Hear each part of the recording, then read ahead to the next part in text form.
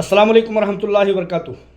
दोस्तों, 20 अप्रैल को हीरा group of companies की सीईओ आलमा डॉक्टर नोहेरा शेख साहिबा के घर पर एक नाजायज़, इलीगल और गैर कानूनी रेड होता है, जिसको डलवाने वाले कहीं ना कहीं हैदराबाद के ज़मीन माफिया और उनके शहर पर काम करने वाले लोग, जिनका नाम कि राशिद यानी कि अकील और मुनीब यानी कि अब्दुल्ला, ये लोग हैं। इस रेड के पीछे जो बातें खुलासा हो करके सामने आई हैं, उसमें सबसे बड़ी बात मेरे लिए ख़ास तौर से वो ये है कि इन लोगों ने जब रेड वहाँ पर डलवाई तो वहाँ पर ये चीज़ बारहा ये कहते हुए नज़र आए कि मुतीउर रहमान को खामोश करा दिया जाए। मुतीउर रहमान को सोशल मीडिया पर एक्टिव होने से, न्यूज़पेपरों में प्रेस रिलीज़ देने से रोक दिया जाए, वरना बहुत ख़तरनाक होगा, बहुत नुकसान होगा वगैरह वगैरह करके।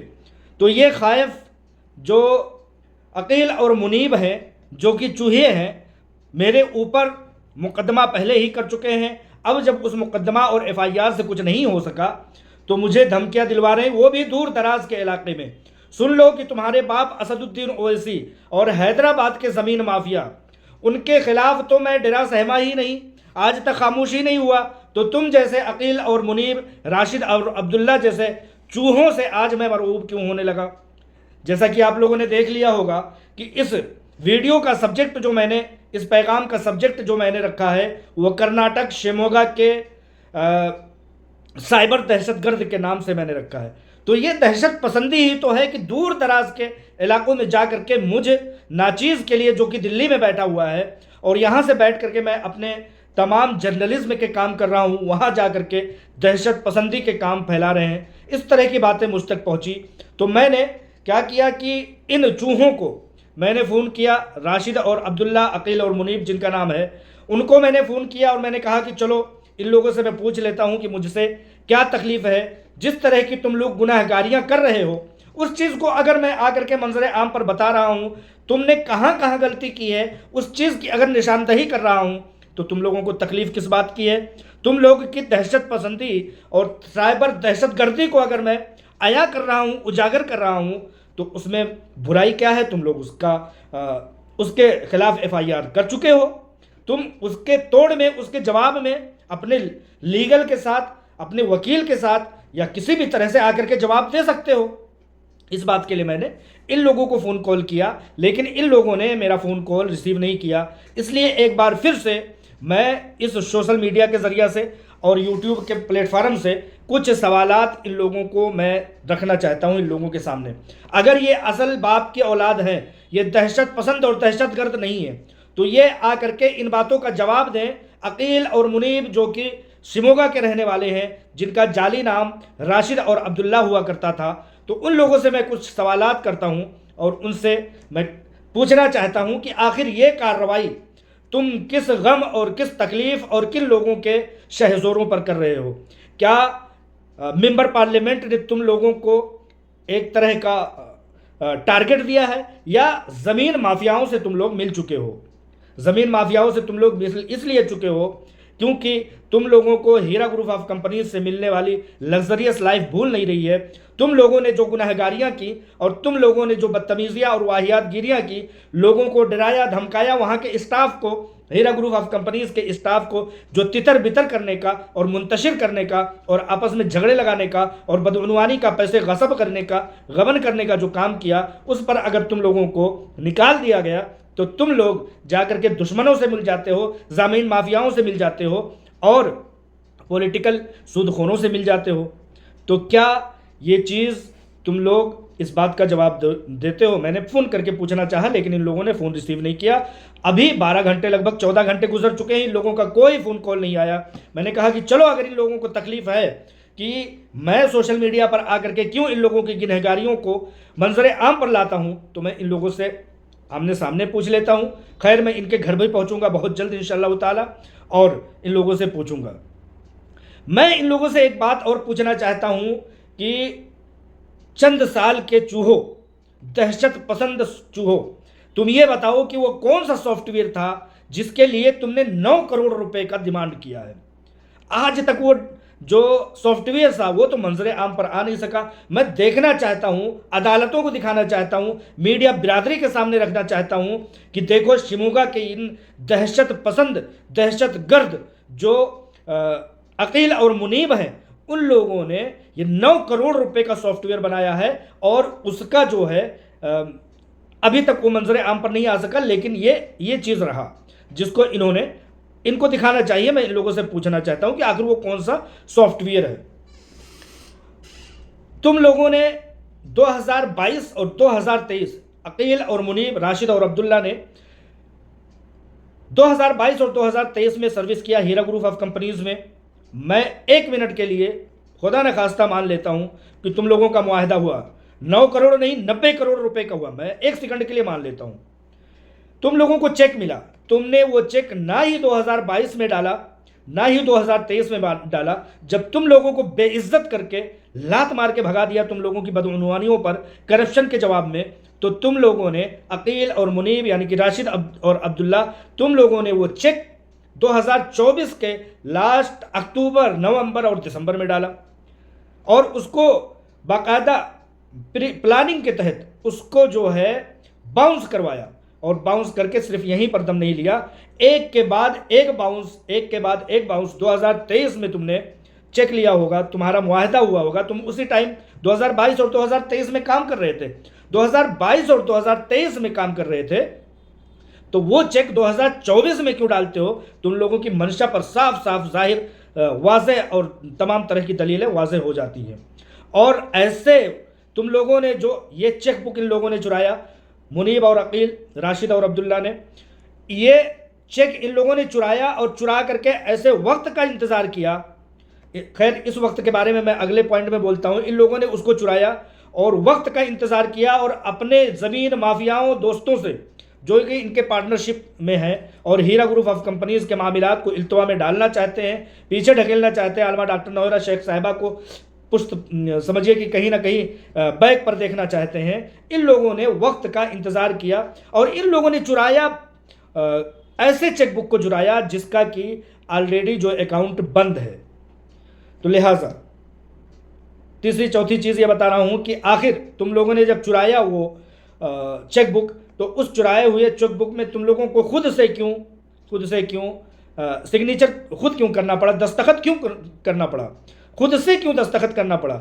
ये चोर, ये दहशत पसंद, ये दहशतगर्द जो आकिल और मुनीब हैं, चोर और गुंडे हैं, गद्दार हैं, उन लोगों ने खुद से वो चेक चुरा करके रखा और रख करके ऐसे वक्त का इंतज़ार किया जब कि इनका मुआहदा हो जाए और इनको मोटी रकम मिल जाए और फिर उसका इस्तेमाल करेंगे। लेकिन इन लोगों को ये भूल गया कि ये जिस चेकबुक का इन्होंने चुराया है और जिसको सिग्नेचर किया है वो समझिए कि वो अकाउंट ऑलरेडी बंद है। चलो ठीक है, 1 मिनट के लिए ये भी मान लेते हैं कि चलो सारी चीज़ें यहाँ तक भी ठीक नहीं। लेकिन जब 2023 और 2022 और 2023 में तुम लोग नौकरी करते हो वहाँ पर, उस वक्त उन चेक्स को नहीं डालते हो और 2024 के अक्टूबर और नवंबर में डालते हो, तो इस बात का ये साफ वाज़ेह दलील हो जाती है। अच्छा, एक चेक जब इन लोगों का बाउंस होता है तो उस पर दूसरा चेक, दूसरे पर तीसरा चेक, तीसरा 14, 5वां और इस तरह से 18 चेक ये लोग बाउंस करवाते हैं और हर चेक में ये लोग करोड़, 2 करोड़, 50 लाख, 25 लाख रुपए अमाउंट भरते हैं। जब इनका आपसी मुआहदा हुआ है 9 करोड़ रुपए का, तो ये 25-50 लाख रुपए डाल करके अलग अलग चेक ये 9 करोड़ रुपए कैसे पहुंचाते हैं, ये भी इस चीज़ को दर्शाता है। ये चोर, ये गुंडे, ये मवाली, शिमोगा कर्नाटक के रहने वाले, ये उस गांव पर कलंक, ये चीज़ भूल जाते हैं कि लालच में लग्जरियस लाइफ जो हीरा ग्रुप ऑफ कंपनीज में इन्होंने जी होती है, उस चीज़ को दोबारा हथियाने के चक्कर में ये कितनी घिनौनी साजिश पर पहुंच जाते हैं, ये लोगों को खुद एहसास नहीं होता है। आज तक वो सॉफ्टवेयर मंजर आम पर नहीं आ सका।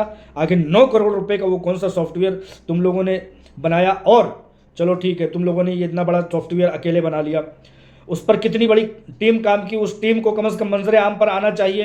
क्या मकसद था, किस तरह की तुम्हारी कार्रवाइयाँ थी? 9 करोड़ रुपए का सॉफ्टवेयर बनाने वालों का बैकग्राउंड कितना मजबूत होगा?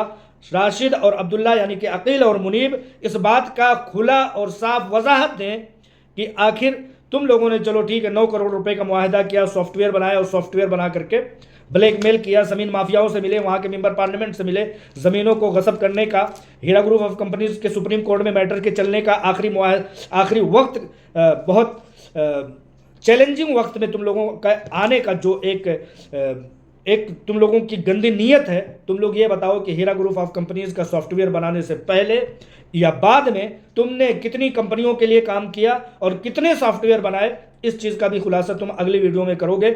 वरना अगर इन बातों का जवाब नहीं आता है तो इस तरह की बातें और इस तरह के चैलेंजिंग और इस तरह के पॉइंट मैं ले करके आप आवाम के सामने आता रहूँगा।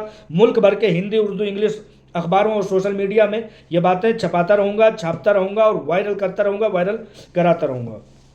अब आ जाता हूँ अपने हीरा ग्रुप ऑफ कंपनीज की फैमिली की तरफ और ये कहना चाहता हूँ कि 20 तारीख को लगी हुई जो रेड इन लोगों ने खुद कराया है वो कहीं ना कहीं प्रायोजित थी, मनगढ़ंत थी और उसको बाकायदा कहीं ना कहीं समझिए कि मुआहदे के तहत उस चीज़ को लाया जाता है। वरना चेक बाउंस होने के बाद उस पर नोटिस जारी की जाती है। वो नोटिस इन लोगों ने कब दिया, हीरा ग्रुप ऑफ कंपनीज को वो नोटिस कब मिली? इन लोगों ने कोई नोटिस जारी नहीं किया। अगर इन लोगों का वो चेक अगर लीगल था तो इन लोगों ने नोटिस डलवाया होता। अगर इन लोगों का ये प्रोग्राम अरेस्ट का, धमकाने का और डराने का ये प्रोग्राम अगर प्रायोजित नहीं था, मनगढ़ंत नहीं था और बाकायदा प्री प्लानिंग नहीं था तो इन लोगों ने मुकदमा दर्ज करने के बाद वो नोटिस क्यों नहीं भिजवाई कि हमने मुकदमा दर्ज किया है, इस चेक का बदल दिया जाए या इस चेक के बदले में हमें पैसे दिए जाए। वो नोटिस क्यों नहीं भिजवाई? इन लोगों के इस मंशा पर साफ और खुली दलील है कि ये जाली दस्तखत किए हुए ये जो चेकबुक हैं इन लोगों ने इस्तेमाल किया है उन माफियाओं से मिलकर के जो हीरा ग्रुप ऑफ कंपनीज की ज़मीनों को लूट लेना चाहते हैं। और ये उसमें प्री प्लानिंग कहीं ना कहीं उन ज़मीन माफियाओं के साथ ये शिमोगा के दहशत पसंद लोग शामिल हैं। इन लोगों ने हीरा ग्रुप ऑफ कंपनीज और तमाम आवाम से मैं कहना चाहता हूं कि इन लोगों ने जाली दस्तखत किया, वक्त का इंतजार किया। जैसा कि मैंने बताया कि 2022 और 2023 में इन लोगों ने कंपनी से हर मामलात में मुआहदा किया कि हम आपके साथ हर कदम पर खड़े रहेंगे। इन लोगों ने वो चेक बुक चुराया और चुरा करके वक्त का इंतजार किया। आज जब सुप्रीम कोर्ट ने 90 दिन यानी 3 महीने का मुआहदा दिया है और कहा कि 25 करोड़ रुपए भरना है वरना आपके ऊपर सख्ती हो सकती, उस वक्त इन लोगों ने आकर के ये वक्त का इस्तेमाल किया है। जाहिर सी बात है इन लोगों ने हैदराबादी ज़मीन माफियाओं से और हैदराबादी जो है नेताओं से और इन लोगों से मिल करके ये साठगांठ किया है। यहाँ पर परेशान होने की ज़रूरत नहीं है। जब भी कोई इस तरह की लीगल मामलात होते हैं तो नोटिस जारी होती है। आप लोगों को बता देना चाहता हूँ कि इसमें इस मुकदमात की समाअत की अगली तारीख जो है 19 तारीख है, 18 मई है। 18 मई को इंशाअल्लाह ताला हीरा ग्रुप ऑफ कंपनीज का वकील प्रेजेंट हो जाएगा। इस तरह की कोई भी ऑप्शन, कोई भी कानून नहीं है कि उधर चेक बाउंस हो और आप उधर गिरफ्तारी करने पहुंच जाएं। कहीं से कहीं तक हिंदुस्तान में कोई ऐसा कानून दिखा दे कि चेक बाउंस होने पर गिरफ्तारी के लेकर के पहुंच जाया जाए, ऐसा कोई कानून हिंदुस्तान में नहीं है। नोटिस जाती है, नोटिस के ऊपर जवाब लिया जाता है, जवाब के ऊपर जवाब लिया जाता है। वो जो 18 मई का तारीख मुतय्यन किया गया है उसका इंतज़ार किया जाता है। उन सब के बाद अगर मामलात साफ और क्लियर होते हैं तो जाकर के कोई कार्रवाई होती है। अभी कई महीनों के जो है ये कार्रवाइयों का इंतज़ार किया जाएगा और इंतज़ार का अभी ऑप्शन है। किसी भी तरह से घबराने और परेशान होने की ज़रूरत नहीं है। मैं ये कहना चाहता हूँ कि हीरा ग्रुप ऑफ कंपनीज लीगल से कभी नहीं घबराई है। 2012 से लेकर के 2014 तक एक ऐसे बैरिस्टर को शिकस्त फास से दो चार किया है जो कि पूरी तरह से कंपनी को कहता था कि निस्त नाबूद, कहीं से कहीं तक कंपनी है ही नहीं। मैं ये मिसाल बारहा देता हूँ और ज़िंदगी भर देने के लायक ये मिसाल है कि एक बैरिस्टर हिंदुस्तान का, वो भी मेंबर पार्लियामेंट, वो हार जाता है हीरा ग्रुप ऑफ कंपनीज और एक ऐसी कंपनी से, ऐसी सीईओ से, तो उस सीईओ और उस कंपनी की बुनियाद लीगल तरीके से कितनी मजबूत होगी। और अभी ज़्यादा दिन नहीं हुआ, मार्च के महीने में हैदराबादी ज़मीन माफियाओं को बहुत बड़ी पटखनी मिली है, बहुत बड़ी शिकस्त फास से दो चार होना पड़ा है जब हीरा ग्रुप ऑफ कंपनीज की ज़मीनों को हथियाने की और उसको हड़प लेने की कोशिश की जा रही थी हैदराबादी ज़मीन माफियाओं के ज़रिए से। तो अदालत के ज़रिए से हीरा ग्रुप ऑफ कंपनीज ने फतह पाई और अदालत ने पूरी तरह से मुकम्मल तरीके से कह दिया कि ये ज़मीनें हीरा ग्रुप ऑफ कंपनीज की हैं और हैं। तो इस तरह से ये छोटे छोटे चूहे जो अपने आप को दहशत पसंदी के ज़रिए से साबित करना चाहते हैं, ये लोग इन बातों का जवाब दें। शिमोगा के कर्नाटक के रहने वाले ये लोग इस बात का जवाब दें कि ये जो मैंने, या तो मेरा फ़ोन कॉल उठाते, अगर इनको इतराज़ है मेरी बातों के सोशल मीडिया पर आने से, न्यूज़पेपरों में छपाने से, न्यूज़पेपरों में वो बातें कहलाने से, तो हमारी बातों का जवाब देते ये फ़ोन उठाते। फ़ोन नहीं उठाया, इसलिए ये सवाल मुझे सोशल मीडिया के ज़रिए से करना पड़ रहा है। और ये चीज़ तब तक जारी रहेगी जब तक कि तुम तौबा नहीं कर लेते, जब तक कि बैरिस्टर की तरह से तुम भी परेशान नहीं होते कि बदनाम किया जा रहा है, बदनाम किया जा रहा है। मुंबई के प्लेटफार्म से जाकर के बैरिस्टर ने बड़ी दर्द भरी आवाज़ में कहा था कि बदनाम कर रहे हैं। मुतीउर रहमान उस वक्त तक पीछा नहीं छोड़ेगा जब तक कि या तो तुम कब्रों में ना पहुंच जाओ या मुझे ना पहुंचा दो, इंशाअल्लाह ताला। अस्सलामु अलैकुम वरहमतुल्लाहि वबरकातुहू।